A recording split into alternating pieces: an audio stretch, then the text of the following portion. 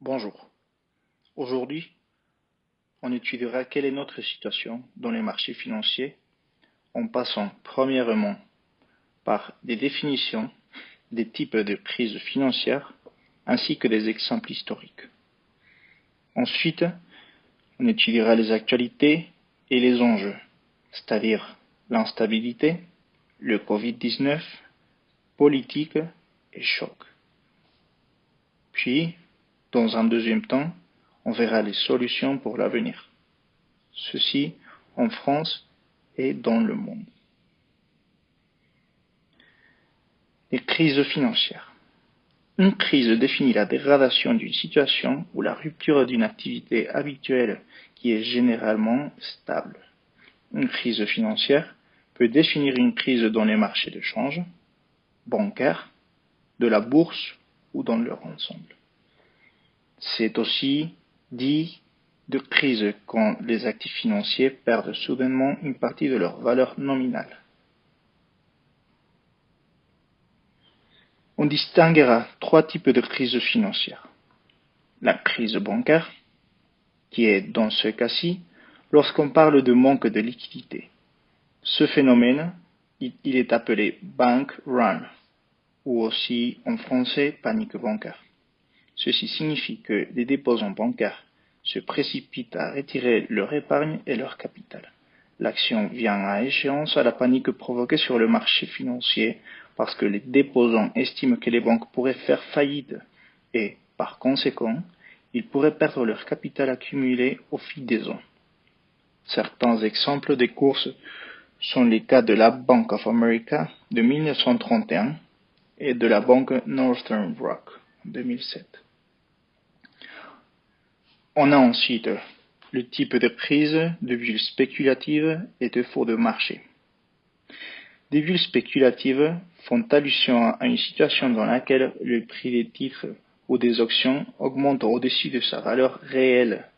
Cette tendance se poursuit jusqu'à ce que les investisseurs potentiels croient que les prix ne sont pas liés à la valeur du marché. Jusque-là, ils achètent généralement des actions parce qu'ils croient que le prix des actions continuera à augmenter dans la mesure où ils réalisent des bénéfices lorsqu'ils décideront de les vendre. La présence de bulles spéculatives augmente l'opportunité de la défaillance du marché, étant donné l'engagement des investisseurs à acheter des actions lorsque le prix augmente régulièrement. Si à un moment donné, la plupart des acteurs décident de vendre leurs actions en même temps, il n'y aura pas d'acheteurs sur le marché. En conséquence, le prix du marché échoue. La valeur des actions baisse considérablement. Crise financière internationale. On parle de l'effet causé par des crises monétaires dues à la dévaluation de monnaie et le non-paiement de la dette souveraine qui conduit un État à la faillite. En tant que tel, il s'agit de crises très courantes qui affectent la situation financière internationale du système. On a pour exemple la crise mexicaine des années 90, lorsqu'une forte dépréciation du peso mexicain a eu pour conséquence un retrait massif des capitaux étrangers et un effondrement du cours du peso, ce qui a eu des conséquences désastreuses dans l'économie du pays, puis des répercussions dans le monde entier, en particulier en Amérique du Sud.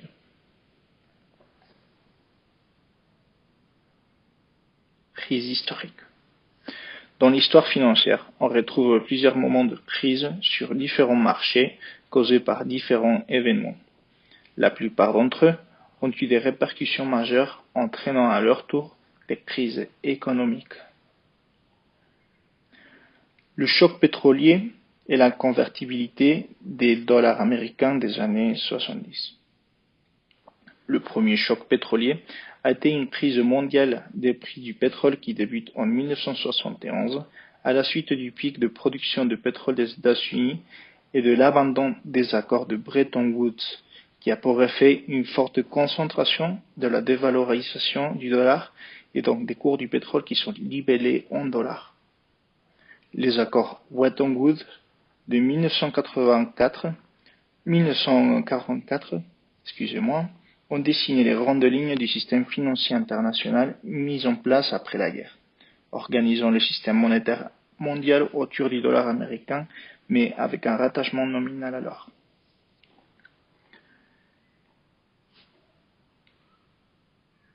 On a pour la suite le krach boursier de 2001-2002.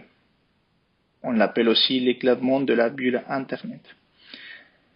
La bulle Internet correspond à la période qui a suivi la hausse des cours qui s'est accélérée au cours de 6 derniers mois avant mars 2000, prenant une dimension ultra spéculative. Les investisseurs ne prenaient plus la peine de choisir les entreprises.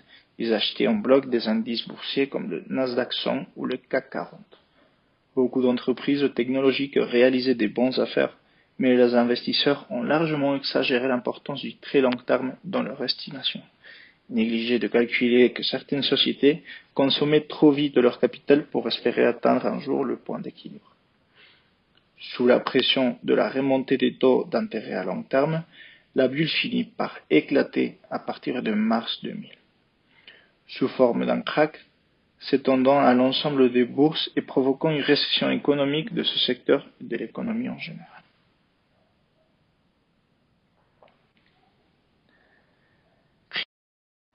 Dans cette partie, nous discuterons des actualités et des enjeux pour la stabilité financière. Dans une première partie, nous verrons que l'année 2019 a été une année d'instabilité mondiale. Ensuite, qu'un facteur imprévu est arrivé fin 2019, début 2020, qui est le coronavirus. Ensuite, les politiques de soutien qui ont été mises en place par les banques centrales pour lutter donc contre cette facteur imprévu. Et nous verrons aussi quelle importance ça aura ces chocs macroéconomiques dans l'histoire. Nous savons que le contexte qui prévalait l'an dernier était bien incertain. Ralentissement économique latent, mouvement des gilets jaunes en France, interrogation sur le devenir de l'Union européenne suite au Brexit, tensions commerciales entre la Chine et les États-Unis et aussi début de nouvelles tensions géopolitiques entre les États-Unis et l'Iran. Donc tout ceci nourrit l'incertitude au niveau économique. Les politiques monétaires menées par les banques centrales renforcent ce constat, au sens où de telles politiques sont généralement plutôt observées en période de récession économique. Au total, 2019 apparaît comme une année où les cours boursiers étaient déconnectés des fondamentaux économiques. Ce bref retour sur 2019 permet de saisir et de comprendre les mouvements que l'on observe actuellement sur les places financières internationales. Aujourd'hui, on assiste à une correction, c'est-à-dire un retour sur les valeurs fondamentales. Indépendamment de l'incertitude liée à la crise sanitaire en elle-même, l'incertitude économique est toujours très importante. Le conflit commercial sino-américain reste d'actualité, de même que les tensions géopolitiques au niveau mondial, en particulier autour du pétrole. Cette incertitude économique majeure se manifeste et s'illustre par une très forte volatilité sur les marchés financiers. Il ne faut pas oublier que les cours d'une action que l'on observe sur les marchés financiers sont censés refléter la valeur fondamentale dite auparavant. C'est-à-dire, ce qu'est la valeur fondamentale, c'est la somme actualisée des anticipations des dividendes futurs versés par les entreprises. La santé des entreprises dans cette situation étant mise à mal, les anticipations sont mauvaises et la correction à la baisse des marchés n'est donc pas surprenante. Nous avons vu donc l'aspect de 2019, nous verrons ensuite le facteur imprévu qui est arrivé, qui est donc le coronavirus. C'est dans ce contexte économique donc de 2019 déjà bien fragile qu'est venue se greffer la pandémie, donc le Covid-19 ou coronavirus. La propagation du coronavirus ne cesse de freiner l'activité économique à l'échelle internationale. La Chine a été la première à voir son économie tourner au ralenti avec des répercussions majeures sur l'ensemble de l'activité économique au niveau mondial. De multiples entreprises dans le monde sont dépendantes de la Chine, donc leur activité est directement impactée et les perspectives économiques mondiales ont alors été revues très fortement à la baisse. L'Italie s'est ensuite vue confinée, puis petit à petit l'ensemble des pays de la Terre. Les répercussions économiques seront très lourdes et le spectre d'une récession mondiale est désormais à l'évidence. Donc c'est une réalité qu'on vivra une récession mondiale. La chute des cours boursiers et l'extrême volatilité que l'on observe aujourd'hui sur les marchés reflètent cette situation économique très incertaine. L'incertitude économique est très fortement amplifiée par la crise sanitaire en elle-même et les multiples inquiétudes légitimes qu'elle suscite. Elle est aussi renforcée par la dégringolade des cours du pétrole. Donc le cours de pétrole ayant fait prendre conscience au marché, donc la chute du cours de pétrole ayant fait prendre conscience au marché de la gravité de la situation économique qui s'annonçait. Si le coronavirus a d'abord impacté la sphère réelle avec le ralentissement de l'activité économique mondiale, cette dernière a ensuite affecté les marchés financiers. Il n'en reste pas moins que la crise financière était latente, car nous vivions donc ce n'étaient pas les valeurs fondamentales qu'on observait. La pandémie a donc accéléré son déclenchement. Par ailleurs, un effet boomerang est à attendre avec le risque d'entrer dans un cercle vicieux. Le très fort ralentissement économique pousse les investisseurs à vendre leurs actions, et ceci impacte à la baisse les marchés, créant à nouveau des répercussions sur l'économie réelle en affaiblissant encore plus les entreprises. Ces phénomènes bien connus en finance renvoient à ce que les économistes qualifient de prophétie autoréalisatrice. La récession économique est inévitable et la question de la sévérité de la crise financière est liée au risque de défaut sur la dette des entreprises. La crise majeure sera encore plus importante. Plus importante si les banques suspendent leur activité, leur crédit aux entreprises et elles interrompent leurs prêts interbancaires. Les faillites et en conséquence les pertes d'emplois massives associées seront présents avec un enchaînement de défauts produisant un risque systématique. S'il est évidemment bien trop tôt pour savoir quelles seront la durée et l'ampleur de la récession attendue, tous les moyens doivent être mis en œuvre pour relancer la croissance de l'investissement des entreprises, tant de la part des autorités monétaires qu'au niveau des mesures gouvernementales. C'est ce que font les banques centrales à travers le monde afin de soutenir la situation actuelle. On en arrive donc aux politiques de soutien. Par exemple, la Fed, donc la Banque centrale américaine, offre le 12 mars 500 milliards de dollars à l'échéance de 3 mois et offrira 500 milliards à 3 mois et 500 milliards à 1 mois. Ces annonces de la Fed ont permis à la bourse de New York d'effacer une partie de ses pertes à la mi-séance du même jour. La Banque centrale continuera par ailleurs à alimenter le marché en liquidités avec jusqu'à 13 avril au moins 175 milliards de dollars chaque jour avec un remboursement le lendemain et 2 fois par semaine au moins 45 milliards de dollars à l'échéance de 2 semaines. Cet argent mis à disposition par la Fed permet aux banques et grandes entreprises de se refinancer, qui est très important afin de contenir, ne pas aggraver la situation actuelle. Ces changements donc doivent permettre de répondre à des perturbations très inhabituelles dans notre cas le coronavirus sur les marchés secondaires des bons du trésor associés à l'éclosion de coronavirus. La Fed va également acheter différents types de titres à diverses maturités. Les achats se poursuivront au deuxième trimestre. Mais aussi, les annonces de la Réserve fédérale américaine, donc la Fed, ont clairement dopé le moral des investisseurs avant le week-end de Pâques. Donc il y a quelques jours, Wall Street inscrit sa meilleure clôture depuis le 10 mars, mais aussi et surtout les 3 principaux indices ont retracé très exactement 50% du terrain perdu entre le 19 février et le 23 mars. Le Nasdaq, par exemple, a connu son meilleur score hebdomadaire depuis novembre 2019. La hausse de Dow Jones de 1,2% et 1,45% pour le S&P porte leur gain hebdomadaire à environ 12,7% pour le Dow et 12,1% pour le S&P 500.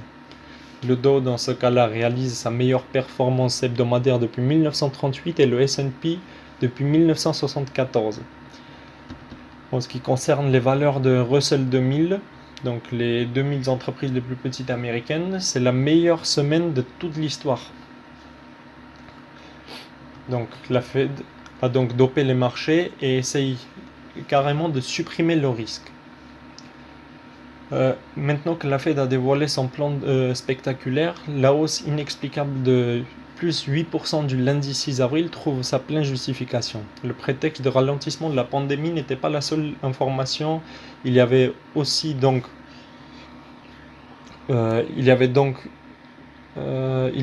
une information très importante aussi des aliments. Il y avait aussi une information très importante alimentant des anticipations positives. Personne n'avait envisagé que la Fed allait promettre qu'aucune entreprise, aucune municipalité ou aucun emprunteur insolvable ne fera faillite dans un avenir prévisible. La Banque centrale américaine supprime carrément le risque en annonçant un nouveau plan de soutien de 2300 milliards de dollars à l'économie américaine.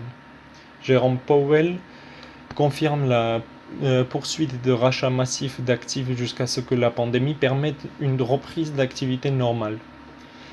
Le président de la Fed dévoile 600 milliards de dollars de prêts en faveur des petites et moyennes entreprises. Ces prêts seraient accordés par les banques centrales, puis rachetés à 95% par la Fed, la banque émettrice ne conservant que 5% de l'encours. La Fed achètera également pour 500 milliards de dollars des prêts court terme émis par les États, les comités et les villes.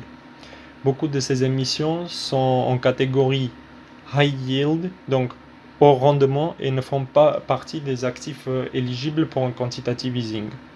Pour contourner l'obstacle, donc, la Fed achèterait des ETF contenant des tranches high yield et leur valeur serait garantie comme des fonds d'État en cas de problème de défaut ou de faillite.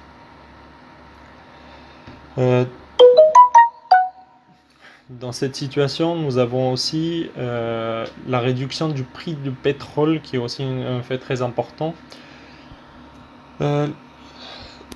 Donc, c'est un plongeon de moins 8% du baril de pétrole après l'annonce de l'OPEP qui va réduire donc de 10 millions de barils sa production. Donc l'impact pétrolier est toujours présent. L'excédent donc pétrolier était estimé quand même à 35 millions de barils.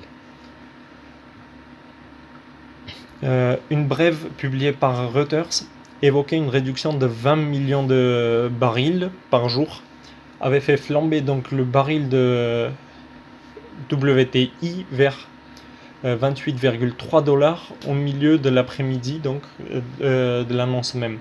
Il en termine quand même après une fausse nouvelle et un fort sentiment d'échec vers 23,2 dollars. Donc toutes les situations que nous avons vues dans cette partie et dans la partie précédente aussi nous montrent que ce choc macroéconomique aura un impact très important et sera inscrit dans l'histoire.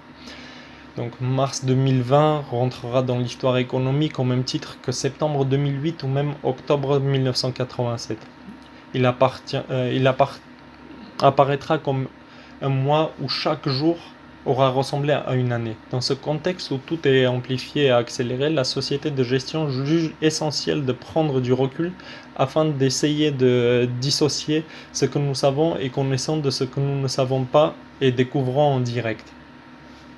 Cette analyse permet ainsi de définir un scénario central et de dessiner les risques extrêmes. À ce stade de la pandémie, nous savons que le choc macroéconomique sera l'un des plus importants de l'histoire moderne et que dans ce cadre, les actifs financiers doivent s'ajuster. Toutefois, nous ne connaissons ni la durée, ni le degré de ce choc et donc l'ampleur de cet ajustement. L'une des raisons pouvant expliquer cette correction plus faible des analystes et des marchés découle de sa durée. Le consensus des économistes et le pricing actuel des marchés actions et high yield prévoit une récession courte, environ 2 trimestres, avec un retour à la normale rapide. Le stimulus fiscal, sans précédent de l'ordre de 10% du PIB pour la plupart des pays concernés, mis en place pour atténuer les effets négatifs, constitue un élément important car elle pourrait soutenir l'idée d'une reprise en forme de V ou de U. Donc U qui prendrait donc une reprise plus lente que le V. Cette anticipation du choc court explique pourquoi, par rapport aux contractions précédentes, L'ajustement à la baisse des indices actions et des spreads de crédit reste beaucoup plus faible que pour les chocs économiques similaires. Si la durée de cette récession s'avérait aussi courte, elle serait unique dans l'histoire économique. L'histoire montre qu'un retour à la normale après une récession prend beaucoup plus de temps que 2 trimestres. Donc, par exemple, le PIB américain s'est contracté pendant 5 trimestres entre 2007 et 2009, ne revenant à un taux proche de son potentiel qu'au dernier trimestre de 2009. La récession européenne, par exemple de 2011-2012, souligne également le temps qu'il faudra pour revenir à la normale. L'activité européenne s'est contractée pendant 6 semestres consécutifs avant de rebondir en 2013. Donc, comme nous avons vu, l'année 2019 a été une année d'instabilité mondiale. Puis l'arrivée du coronavirus a été un facteur imprévu et important du déclenchement donc, de la crise. Et nous avons vu aussi que les États essayent de soutenir la situation actuelle en mettant en place des politiques économiques, monétaires. Et nous venons de voir tout justement que cette choc macroéconomique sera très importante et sera inscrite dans l'histoire. Nous verrons la suite par mes collègues. Afin de mieux contrôler une crise, il est utile de tirer des enseignements du passé.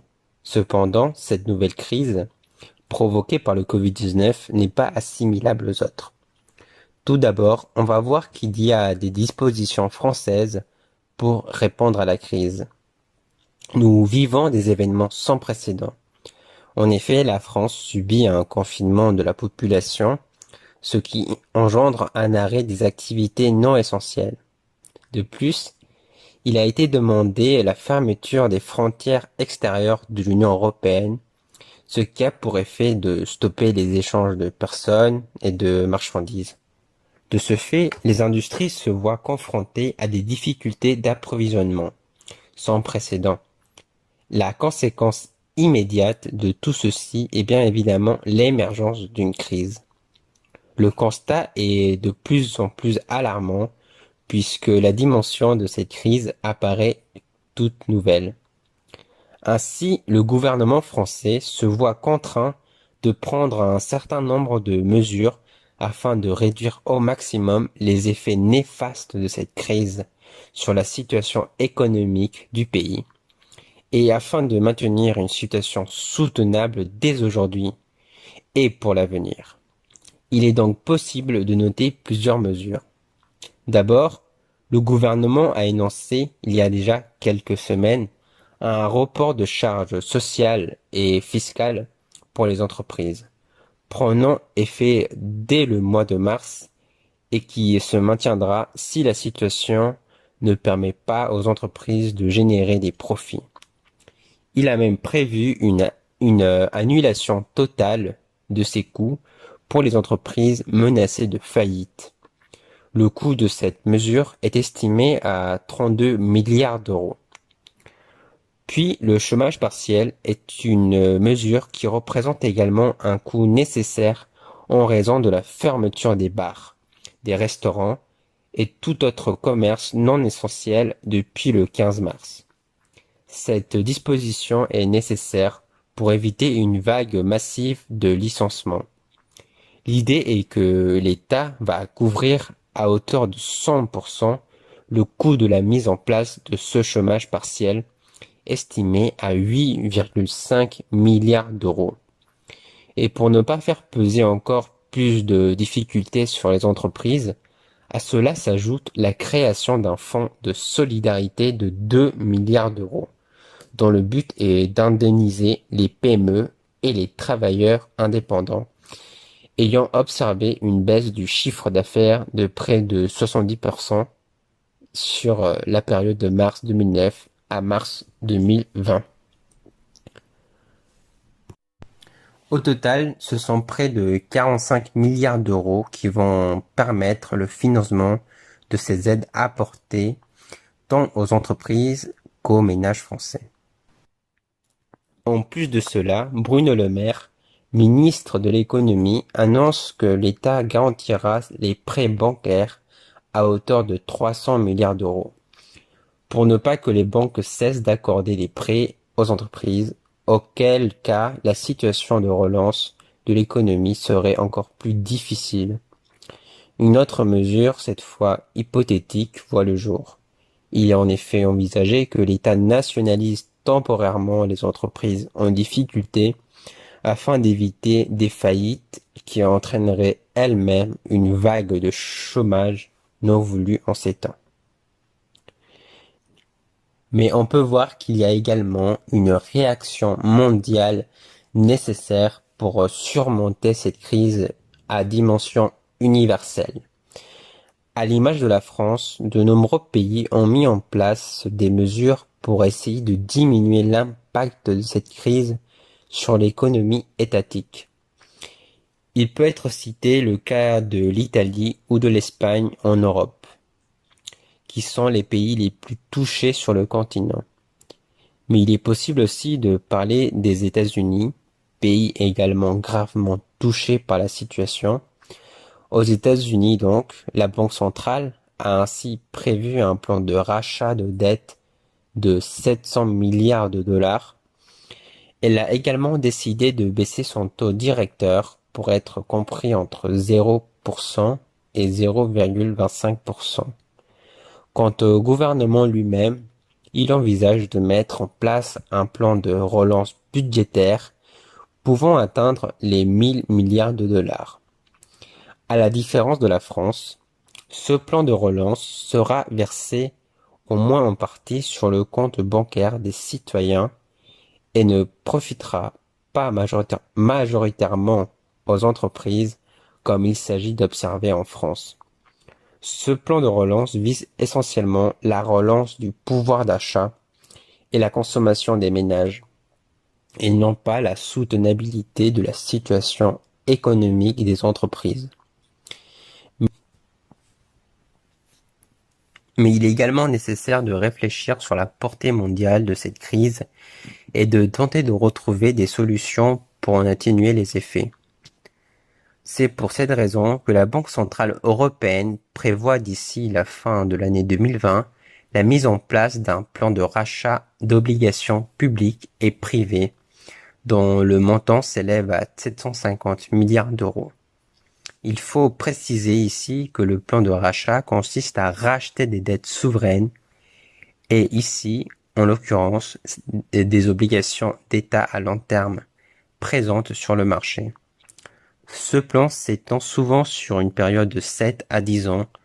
La contrepartie de ces achats est la création de monnaies nouvelles que la Banque centrale européenne va injecter sur le circuit financier.